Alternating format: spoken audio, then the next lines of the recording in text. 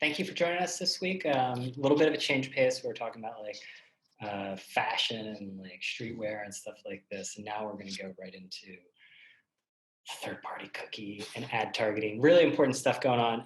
And to do so, have Allison Murphy, the Senior Vice President of Ad Innovation at the New York Times. But before we get to that, I got to do my own little plug, my little commercial. And that is, if you're not a member of Digiday Plus, please do consider joining it. Like the New York Times, we are moving into more of a subscription first strategy, and that's what basically supports us. And that doesn't mean the other stuff isn't important. It's still extremely important, but there's so many advantages, just to be totally selfish, to having a business that has recurring revenue. So we'd like that. Anyway, it's worth it. That's also a good thing, much like the New York Times. You get unlimited access to all of our stories, and we have exclusive content only for members, and we do some live digital events called Plus Talks, and we have reports and guides and premium research, and much more. So if you are interested, and I hope you are interested, we do offer this their biggest discount, 20% discount, and it can be yours if you just use TNN at checkout. So visit digiday.com/subscribe. Appreciate it. Okay, Allison, thanks for joining us. Yeah, thanks for having me. This is a nice change of pace on a Friday. What, a Zoom? We use Google Hangouts at the time. So Zoom feels like this luxe upgrade where you can blur the appearance and ask questions. So this is great. I want to encourage everyone to weigh in. We got a bunch of questions ahead of time. And we could go in a ton of different directions for this topic. But do use the Q&A or the chat feature to add your questions, and we'll get through them. But just to set things up, Allison, I want to talk about just the simple role of the advertising business in a subscription-first business that the New York Times is now. Obviously, several years ago, the New York Times pivoted to subscriptions, and thank God it did. And I know this on the ad side, you guys are total supporters of this. But the recent earnings report, good news, 5.7 million digital-only subs. Mm-hmm. En route, the glide path, the 10 million digital subscribers by 2025 is there. And that makes this a gigantic digital business. I remember having Meredith Levine on the podcast, and I was like, really get to that? It's kind of big numbers, and it looks like you guys are. Now for the bad news. Ads were down 32%. I guess a version of good news is they will only decline by 20% in Q3. So talk to me about the role of the advertising business in this reality. You've got the structural change to the New York Times business that is all organized around subscriptions. And then you have an obviously very challenged environment, both because of COVID, but also because of all these other forces that we're going to talk about. Yeah. I will say we're so proud of the subscription number, and because Meredith, we're all just waiting till she raises that 10 million goal now, because we're on such a clear path to it. And what I would say is, I was at the Times when we made this call to subscriptions, and we wrote this line that said we thought subscriptions would allow us to create the most differentiated ad business possible. And at the time, I wouldn't say it was wishful thinking, but it was an aspiration. I think we're now reaching a point where tangibly, and in proven ways, we can see how that is happening. And we can draw connect links between the strength of that business and what we're doing in ads. In terms of this moment right now, I think anyone who's in an ad-supported business has experienced the effects of COVID.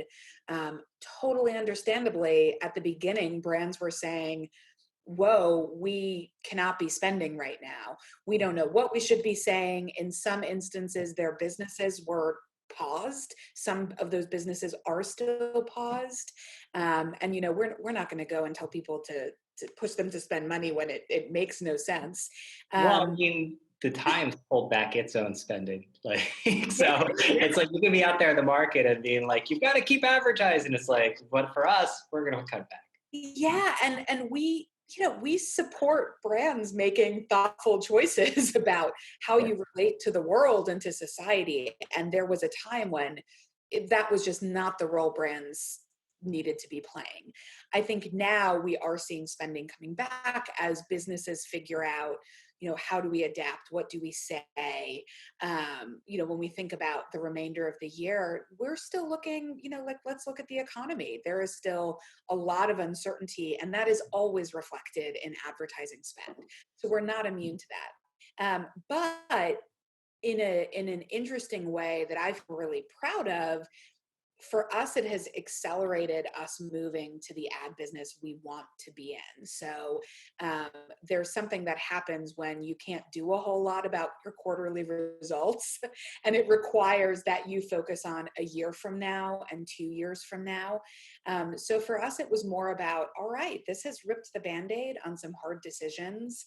How can we use this as a moment to reiterate our focus on what we think will make us a great ad business? And that's Well, let's about, let's let's talk yeah. about that. What has it accelerated? I mean, the Times shut down fake love. Fake love was not gigantic, but I think it was part of this idea of, we went through that period where like people had Vice envy, right? I mean, Vice had a digital media business that was in large part supported by an agency and production model. New York Times built up a lot of capabilities in that with T Brand Studio, and there was the Netflix Orange is the New Black stuff that people love to talk about, and now they talk less No about. GPs. What is the overall focus in considering where the market is? Because I feel like the blooms come off that rose for a whole bunch of different reasons, a lot of it around margins. Scalability is really nice, repeatability is really nice, and ads, for all the crap they take, there's a lot of advantages to scalable ad products. So talk to me a Yeah. little bit about where you see the Times in the market, considering where the market is now and where it will go. I think we are very clear now that what will be our advantage is our audience and is our digital product. And that absolutely still creates space for great creative work and for great ideas. That is always going to be an element of effective branding and marketing, no matter what platform you're on. But what we've realized is being able to have not just subscribers, but subscribers who come back to us every day, about whom we understand what they care about, what they want to spend time on. That gives us an opportunity to move from, standard banner ads that people are pretty blind to, that just kind of flash on your screen, into thinking about how do we build an experience that really does lead to engagement. And that's online, but we're also now seeing that in audio, for instance. Having the quality of something like The Daily, having the scale that comes with it, but then being able to say, you're going to get 1 or 2 ads in that, and that's it. And they're going to be worth your time and attention.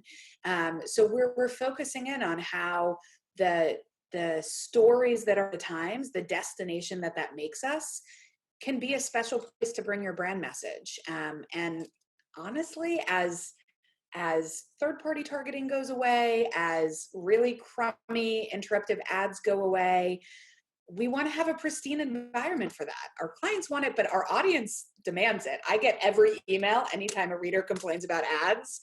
We Yeah. don't like those emails, Well, So I think what you said, I'm sorry to jump in, but I think what you yeah, said please. gets right at it, because you talked about your clients and then your audience. But when your audience becomes your clients, that inherent conflict that you have of trying to serve an audience and then your clients, and their needs sometimes are not the same, sort of gets a little bit more complicated, and you have to change the weight of where you go. You cannot junk up a page, with 45 different trackers, and like I was served. I like there needs to be a term for like the multiple autoplay videos going off at the same time. Yeah, Um, it's so if I'm paying bad. you, I'm really mad about that. I'm still mad about it, even if I'm not paying you. I'm really mad. We're, I think we've always tried to have a higher standard in what we're showing. But over the last year, we've narrowed that even more. So for instance, in our app, we've eliminated all open programmatic, and that was for a couple reasons. First is the ads we were getting were crap. The demand ecosystem in app is not as advanced as in the web, so there was less coming through. They caused all sorts of technical hiccups, and that's not what our readers wanted. And so we made that call. Yes, it had some revenue impact, but now we have a couple ads per page. They are all from brands that we know, and it's better, and they're working better, and readers like it more, and the tech isn't breaking, and things aren't auto playing, and it's just better. And so we're looking for moments like that, which aren't easy calls to make because the revenue matters, but that's where I feel sort of grateful to have our subscription path, because we can make some of those hard choices knowing that there is a long sustainable path for the business. But I mean, in the results, the blame was laid at the feet. Maybe not blame, but the rationale was laid at the feet of direct sold, primarily direct sold advertising. So I think publishers are always in this. Yeah, they want to turn off the third party stuff. They want to get rid of the content recommendation widgets, which at times is never run. Thank you. But at the same time, they got to keep the lights on, and a lot of the ad demand is coming through the open exchange. So Yeah. explain how you can balance that. It would be great if all of these wonderful brands came to you for direct sold campaigns at a high CPM, and they used your targeting tools and stuff like this. But even for the New York Times, you know, even for the Yeah, New York Times, they want scale. They want scale. of And course. And I think there's a couple things. So first is, we're not telling our clients not to run through the open exchange. I think there's ways within your overall marketing spend where that makes sense. We do that as a marketing business. I think what we are becoming very focused on is the Times has never necessarily been the very best place for very bottom of the funnel direct response ads. We think the space we have to play in is in brand, and in helping you build a relationship with the audience you care most about. That doesn't mean that there aren't opportunities that are response related or that are commerce related, because we can do some of that, but we've narrowed what we think that value proposition is. I think brands will still spend in programmatic for now. I myself live in this constant state of like, what do you think's going to happen when the cookies are gone? Because all of that is targeted. And, we've seen what happened with Safari. With publishers, we saw the CPMs drop. With marketers, we saw their performance drop. That's about to happen on a much grander scale. So I agree with you that brands want scaled, automated solutions. I don't think we know what the open exchange is going to look like yet. And as there are questions, we want to make sure we can be clear on like, here's what we think we can offer while you figure out that part of your strategy. We're not your answer there. Go forth. But like, when you want a reliable product, when you want something that's future-proofed, where you're not going to have to worry about the regulators, where you're not going to have to worry about brand safety, we're going to be here for that need, which we think is strong and is not going away. So let's talk about the future, because I want to, because I think I want to get into like the state of play with the third-party cookie and IDFA and all that fun stuff. But I guess from a philosophical perspective, to me, when all of this stuff's going on, and we talk about it internally, it's hard for me to think that the advertising business is going to involve less data to like in 2 years than it does today. I can't think of any industry that data is going to become less important. But now maybe, but tell me if I'm wrong from a philosophical perspective. It's going to be different, but it's really difficult for me to believe. Yeah, I think data will become more important. I feel the same way around just automation and scale. Yeah. Like, no one would say right now, yes, lean more into manual processes. Like, it's just, that would be denying just the universe right now. So I agree, but it will change. It's gonna, it's been all ungoverned for 25 years. And I think the other thing that's becoming apparent, and I've had this conversation with our partners, is if we're really honest with ourselves, what we thought we were getting from the data and the last click attribution, we all knew that wasn't exactly what we thought either. You talk to smart marketers and they know third party segments. Yeah, it was opaque. You know that the money you're spending in programmatic, yeah, a lot of that is falling out into who knows who in the Lumascape. But it felt like we can accept that messiness because of this promise of accuracy. Now that that promise is gone, I think we're going to be asking the hard questions about the whole value chain. The data doesn't go away, but I think we're going to come back to more of a space where we're thinking about all the media you want to be in, and about what that mix is. But no, data won't be less important. It'll So just give be me an overview. So now give me the state of play when it comes to ad targeting, the way it was done, and all of the things that are up in the air right now. Yeah. Oh my gosh. Well, I guess I think of this from, whose chair are you sitting in? And I'll make our chair the last one. I think the first chair is the users, and people do not want to be tracked around the internet. How much they understand about that, the nuance, like we can't expect consumers to be experts in this area. But if you ask them the simple question of, do you think it's creepy when this thing from your shopping cart shows up 4 sites later, you're going to get the same answer. People they don't want to be tracked around the internet. They don't want to feel like they have no control of their data. Then you bring in the browsers, and I think a year ago we were debating what will be the thing that tips the data environment, and I always said it'll be the browsers because they're the gateway. Safari, they've said where they stand. Apple, whether IDFA happens now or next year, it's gonna happen, and Chrome has called it too. And so with basically all of the gateways to the internet saying we're not going to do this in tracking, sort of doesn't matter what consumers or marketers or regulators think. Yeah. All of a sudden it's gone. Like that game is over.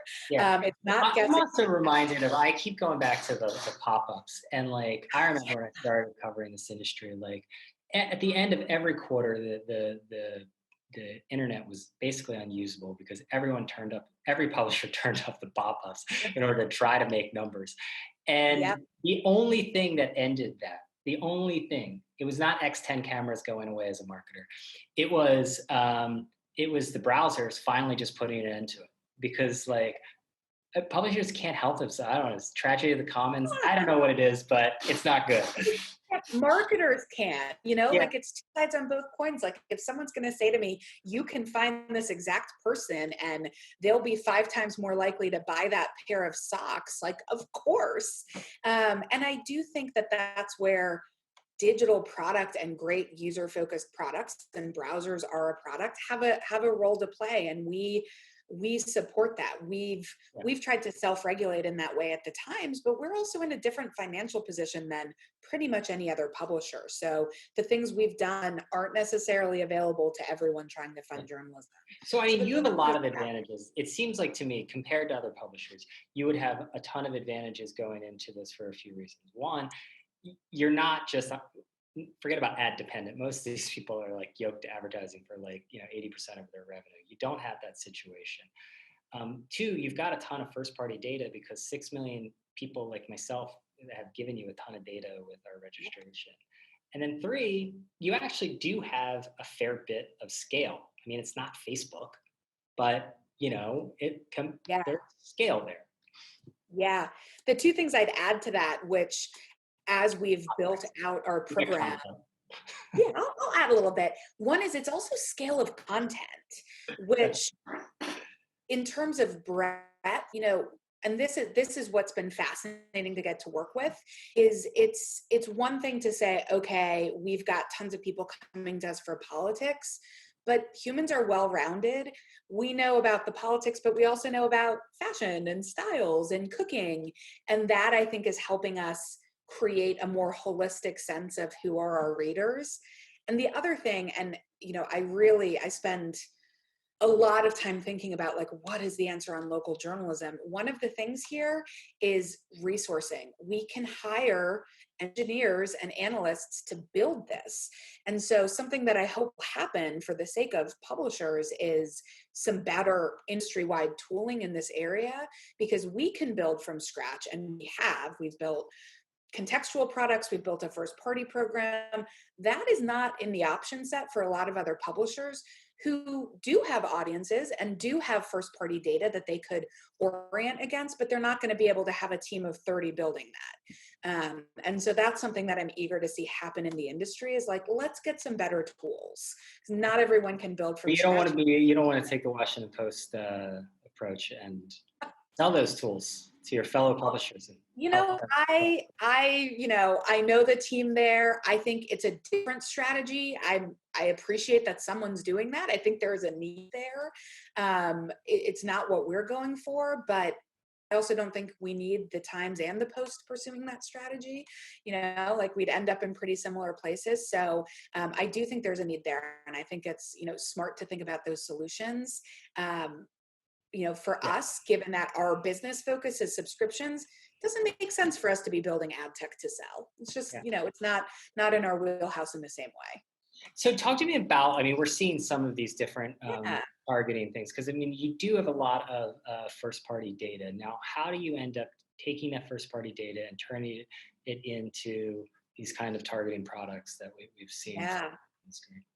So it's been so fun. I really do think I have the best job at the Times, because I get to work with all the brilliant people in different places. One of the things around first party that we've been correcting our own narrative on is it's not just audience. It's just, what is the data you have that's unique to you? So we began with our content, and we began with contextual products, which I think is what you're seeing now. And this started back in 2018. So I didn't grow up in advertising. I did different jobs, and then I came over to advertising at the Times. And I was so surprised to learn that the way people targeted our content was section and keyword, and that was it. It's like, we tell rich, robust stories. How can that help you really figure out the environment you're in? So one of the first things we did is work with our data science team to come up with data science driven classifications of our content. So one is around the emotional tenor. One is, we've got a sophisticated topic targeting opportunity. We have one around motivations, which is really interesting, where we asked hundreds of readers to read pieces and say, what does this article inspire you to do? And I think that's what's on screen now. Does it inspire you to make a change, to take control of your finances? And based on that data set from those reader responses, our data science team built a model. And so now every article gets classified against how likely is it to inspire this. So it's completely privacy safe. It's all contextual. We just have those initial anonymous responses.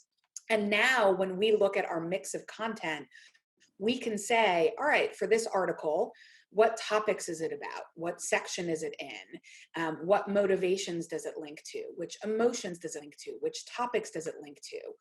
All of that can be targeted, but it also helps us understand audiences, so that when I look at an audience segment, I can say, here's the nature of the content they spend time with. And our clients are finding that so helpful, because marketers, they want to make you feel something. They want to inspire you to do something. And so now we can connect that with the content more. But explain why Facebook couldn't do this. Why wouldn't they just put this into Facebook to do this?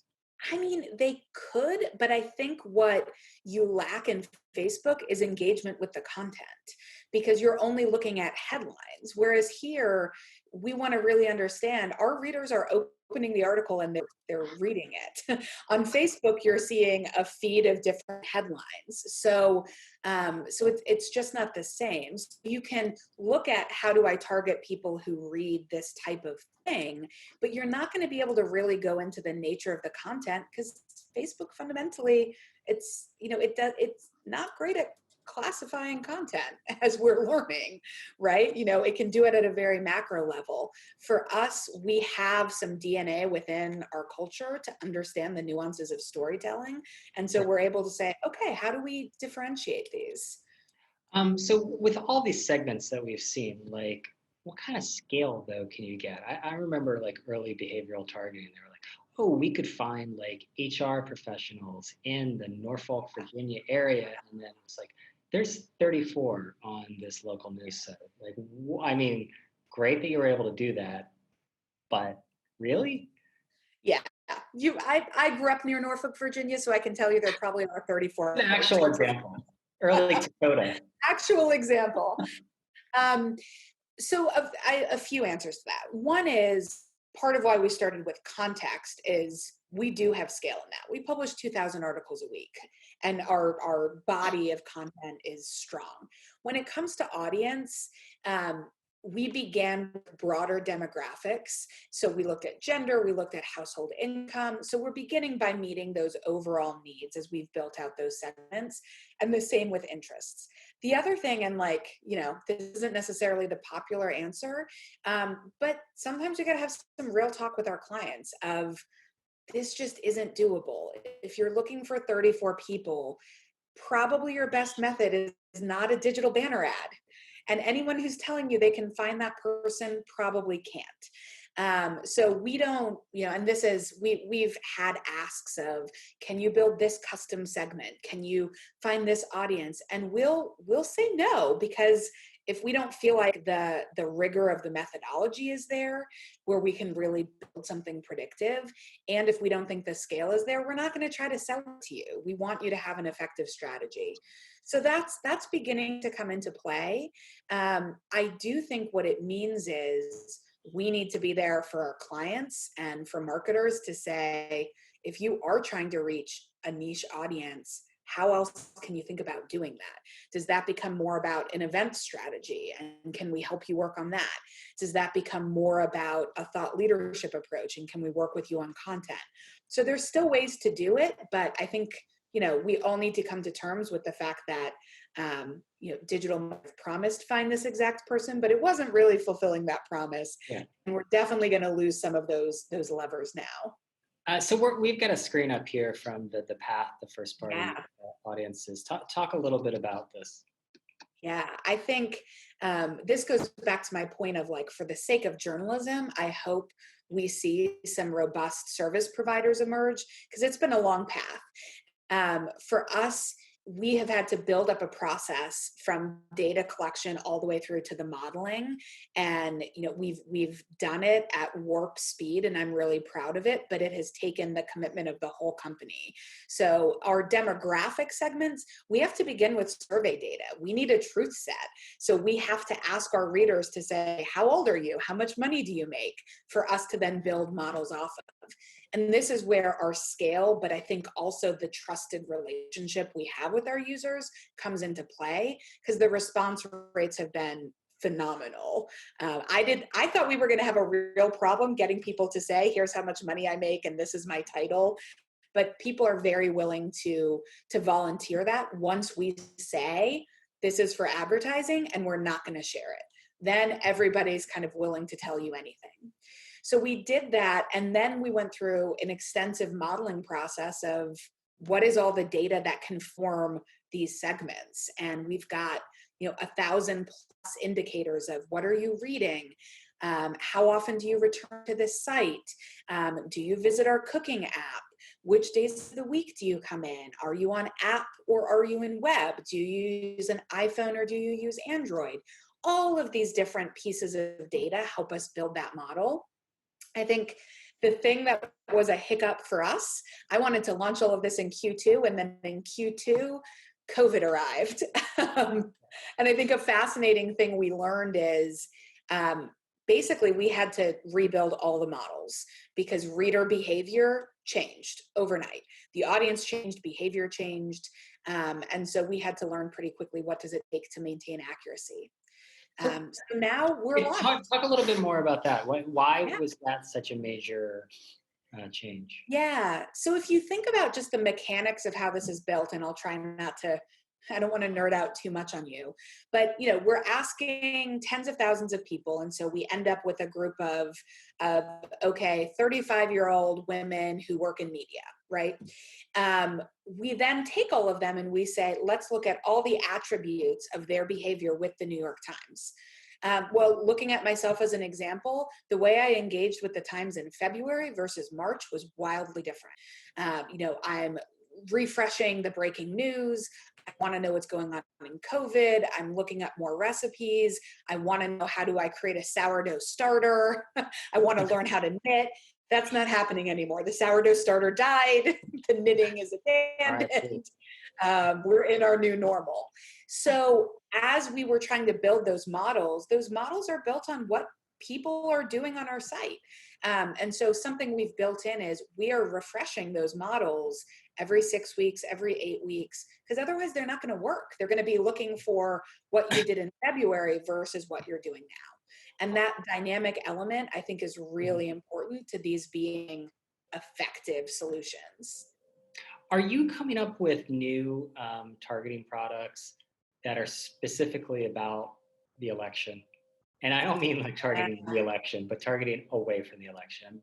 What a Obviously, good question. we've had a lot of like keyword block lists and stuff like this, and publishers can cry all about it they want, but like it's kind of understandable that advertisers want to be not really be near. I mean, your emotion targeting, I think the emotions it can it can target would be interesting, but I'm not sure if a lot of advertisers want to be tied to Yeah. those emotions. It's a good question. We haven't built a specific product that is, not election. I think what we have always wanted to have in our mix is, what are ways that you can go near the content you do want, whether that's based on subject or emotion. And certainly through all of our different methods of targeting, we can keep you away from that. I think what's been interesting, and I think COVID pushed on this, is very quickly, I feel like I saw marketers evolve their view of brand safety from like, I don't want to be anywhere near COVID, to suddenly realizing that means you won't be anywhere. And you need the nuance of, well, wait, is this COVID recipe advice? Is this how to stay healthy during COVID? Is this about parenting tips? That's all fine. Yeah, So 15 Netflix shows to catch up on while your quarantine great. We all need the Netflix Rex.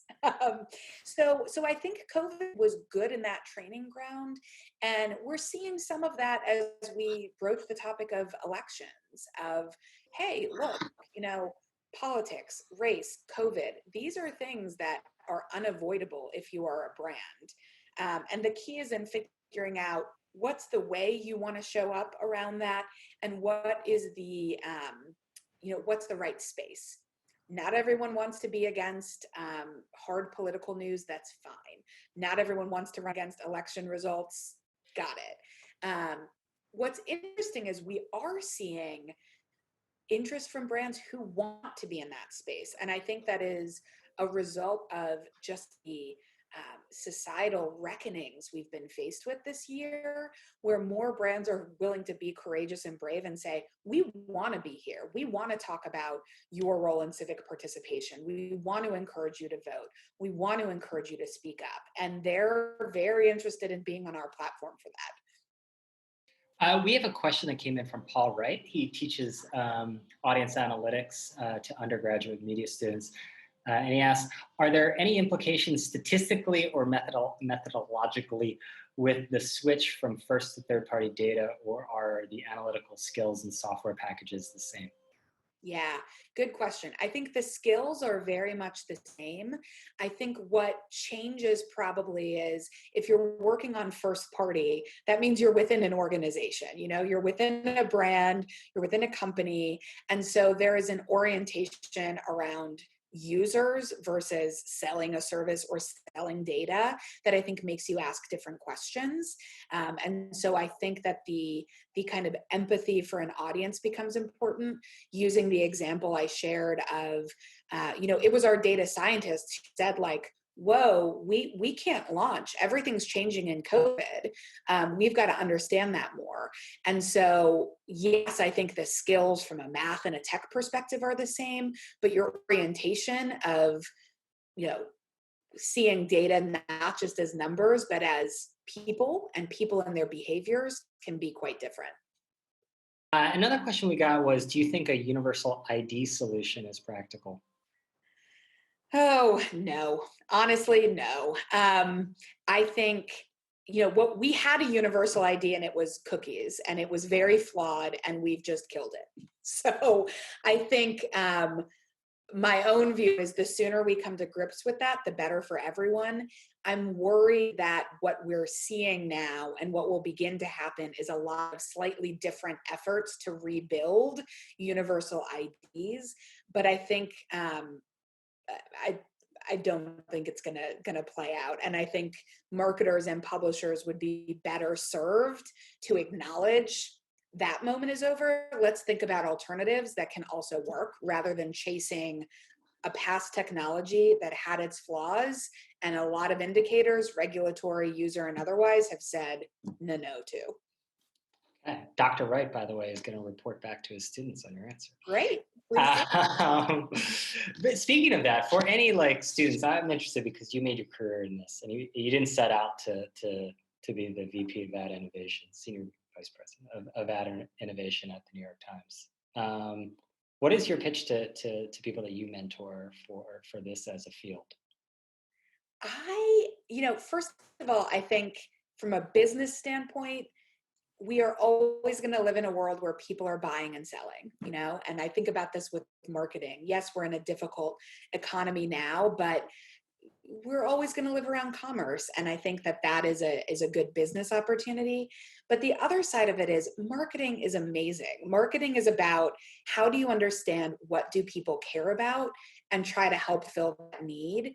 And I think that in the space of advertising and marketing, you have license to think about everything. You have license to think about politics, about what's changing in society, about what's changing in technology. Nothing's off bounds. And in my job, I get to talk to every industry from Broadway to big tech to finance and everything in between. You're always learning. So it does feel like an industry where you never have to narrow in. You always get to think about who are we as people and what is it that we want. Yeah. I could say lots more about why it's amazing to work at the Times in that moment, but I think most people have a brand affinity and can understand the just the satisfaction that comes from getting to support that kind of mission. Right. One other question that came in, I think is very pertinent, is how will marketers and publishers account for understanding shifting consumer habits across devices, domains, and channels if they're only relying on first-party data? Yeah, it's a conundrum. I think we're going to have to expand the way we think about and the thresholds we set for what we believe is data and what is true. And again, I happen to believe that a lot of those measures were deeply flawed in things like cross-platform attribution anyway. So, thinking through medium modeling, thinking through how survey-based methodologies and qualitative studies come into play, we're going to have to rely more on it. I also think that there is going to be a need for brands and publishers to figure out how to connect their data. I don't think it's workable for marketers to move from having everything in one universe to suddenly managing 40 different bilateral channels. Like, I don't think we're going to swing that far. We're going to need to figure out clean room environments, and we're going to need to figure out standard industry metrics that can still look at performance, but that pull that away from audience in a different way. So all in all, I think we need new methodologies, and we're going to have to change our standards of what we believe is pinpoint accuracy, and look more for different signals that together form a judgment versus saying, oh, there's that cookie, there's that person. We're going to need to do more piecing together. A couple questions in here touched on personalization. I'm going to use the air quotes because sometimes people use personalization instead of saying targeting. But there is this dichotomy where, like you mentioned, if you ask people, do you want to be tracked to show ads? They're like, no. It's like, do you want your media experience to be personalized? They're like, of course. And it's like, ah. Yeah. So where do you see that balance going when it comes to this? I this promise of personalization, in a world where there are clearly going to be a lot more restrictions, whether government imposed or whether browser imposed or operating system imposed when it comes to Yeah. use of data. It's a great question, and we spend a lot of time thinking about the ethics and transparency of what we do, as you might imagine, at the Times. The first is, and I think there have been platforms called out for this. When you say, "Help us give you a more relevant ad experience," that's not user value. So if we're talking about value exchange, that's not really doing it. I think there are particular commerce-based platforms where that is the case, but in most instances, what are you selling there? So I don't think we're trying to make that argument. I think for me, it's going to be about a mix of um, transparent, automated choices we make, and also self-selection. So over time, I'm eager to see us at the Times do more asking users what they want. We're doing this with content somewhat of like, which topics interest you? I think there's a space there for advertising of like, what kind of brands do you want to hear from? And when you're dealing with premium brands, I do think there are things people would self-select for, and you'd rather, I don't have a car. I don't want to see car ads. I kind of like looking at high fashion ads. I think they're beautiful. So I do think that there's space for users to indicate preferences. And then when it comes to targeting, which I agree is not the same as personalization, targeting, I think you have to be transparent. I think you have to say, here's why we're showing you this ad. Here's how we get to the segments we use. Here's what we do and do not permit. And I think people are pretty accepting of that. And they don't necessarily expect every single thing on a page to add value to them. They do expect that it's not going to interrupt them, that it's not going to distract them, that it's not going to get in the way of what they're there to do. And that's, I think, a standard we meet. Yeah, I was reminded, I listened to the 538 podcast from New York Times alum, Nate Silver, and they have like good use of polling, bad use of polling, and I think publishers could use like good use of audience data, bad use of audience data. Yes. Yesterday I saw the Guardian, they look for contributions, and at the end of the article they said, you've read 32 articles on the Guardian the last year, like maybe you should contribute. And I was like, is that a good use of data or a bad use of data? I wasn't really sure. I'm like, I was intrigued enough to take a screenshot of it. Could be good for a tweet. I haven't seen that. That's fascinating. And I bet the answer would be different depending on who you talked with. I imagine their membership group is like definitely a good use of data. Yeah. So one of the questions that came in here, and one that I love, which is basically winners and losers, like with where things are going with IDFA, with the third-party cookie, with the various governmental efforts, regulatory efforts around the use of data. Where are the winners and losers in this? Yeah. Who's gonna win? I mean, you assume Facebook's and Google are always going to win. Yeah, they always kind of win. I mean, and I will say as well. Well, incumbents love regulations and they love this sort of thing. Now, whether it's like a conspiracy or something like this, I don't know, but like they love regulations. They always benefit. They do. And as much as we like to hate on the platforms, there's also an element of like there's real utility they produce as well. And so, while there's behaviors and there's dominance that I think rightfully people are questioning, I also love Google Maps and it gets me where I need to go. So the ad experience on like Google Maps and Instagram are, to me, like by far the best ad experiences in media. Like I actually shop off Instagram is the mall to me. I never liked malls. Likewise. And I think that's an example of where, those are personalized ads. I would say those aren't targeted necessarily. They strike that boundary, and those are areas where you go as a user with a very specific intent that allows for that. So yes, I don't think the platforms are going anywhere. But what about the losers? I mean, is this going to kill the sort of? I mean, not everyone's the New York Times with, this army of data scientists and stuff like this to make first party data segments or even enough first party data. I mean, is this going to squelch at least the ad funded web?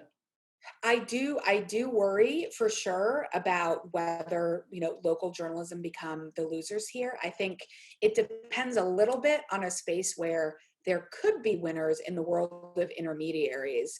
And, as much as we like to kind of rag on ad tech a little bit and the yachts it can and like all the new startups all the time, there is a space for great solutions within the marketing ecosystem and in ad tech and in martech.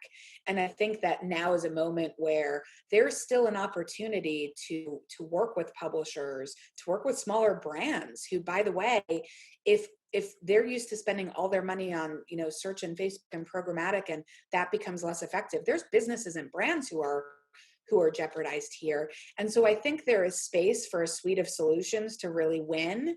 I don't know who that is yet. I think that you can look at the clean room environments of like a LiveRamp. You can look at new kinds of DMPs and CMPs like a Permutive, and you can say, all right, there are places where there's capabilities. I also think, not a winner or a loser, but I think agencies are going to stick around.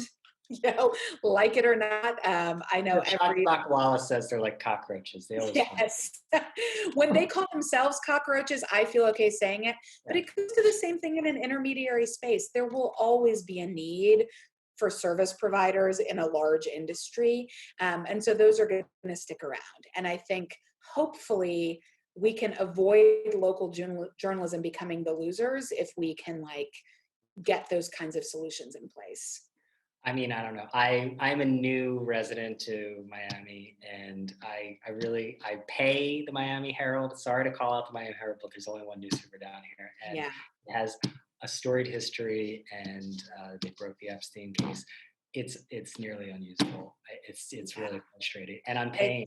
I'm paying. I'm trying to do my part. I'm just trying to keep up with the coronavirus cases. I think we're gonna have to see different funding models, and for another conversation, we could talk about the role of philanthropy and billionaires getting involved in journalism. And reasonable minds can disagree, but it's paying the bills in certain places, which is something. Yeah, we've had that on the pot. Like, I mean, the local news conundrum is just so vast and so difficult, and it seems like it's gonna. I always compare it to like the healthcare system. Like, oh yeah. I don't think anyone would look at our healthcare system and be like, yes, that's how it should be designed, very efficient. But, there's going to be all this patchwork to try to have a workable system that seems like best case scenario for. The one question I think that is pertinent to this was, what would be the most important steps for publishers that can be taken right now to prepare for this third-party cookie apocalypse? What do you recommend any specific tools or products? I mean, for those that don't have all engineers hanging out. Yeah. Well, I would say find your partners now. And while the jury's still out on who will be the big winners, there are service providers in this space. And I think the most important thing is do that action now. Don't wait till Chrome makes its call. So you want to begin building up for that. And there are groups that are helping build automated first party solutions. There are groups that can help with that. So begin that vendor search now. We're not necessarily in close relationships with those, so I don't want to recommend any particular players, but they're there, and now is the time to look. I think the other thing is it's a really good moment to do the analysis on your business, which is, and it's probably going to be a grim look, but how do you really get a sense of what is our revenue at risk? And how do we begin business planning for that? Because everyone's going to feel an impact. So don't be taken by surprise from it. Be thinking now about like, how do we create something more efficient? And also, where are your pockets of revenue that you feel like you can really go after? If you are only funding yourself through open programmatic, this is a good time to think about move up that value chain a little bit into PMPs, into PG, try to expand the sources you're working with. Certainly, if you can build some direct relationships, and by all means, start asking people to pay you. And there are a lot of platforms now that can let you turn on subscriptions pretty quickly and easily. You want that bit of cushion. It may not be what the Times has. In fact, it almost certainly won't be, but it might help with weathering what's sure to be a fairly uncertain couple years. Yeah. By the way, you got a compliment from Brendan McClellan on the Yeah. fun wallpaper. Thank you. Brendan wants to know what your favorite outlets or resources for industry news, breaking news, building your knowledge base, other than Digiday. Let's stick I was with going to say Digiday let's Plus, stick not with it. just Come on. Digiday. Digiday, I'm not just complimenting you. I like I follow all the industry pubs, Ad Age, Adweek, Media Post, Ad Exchanger.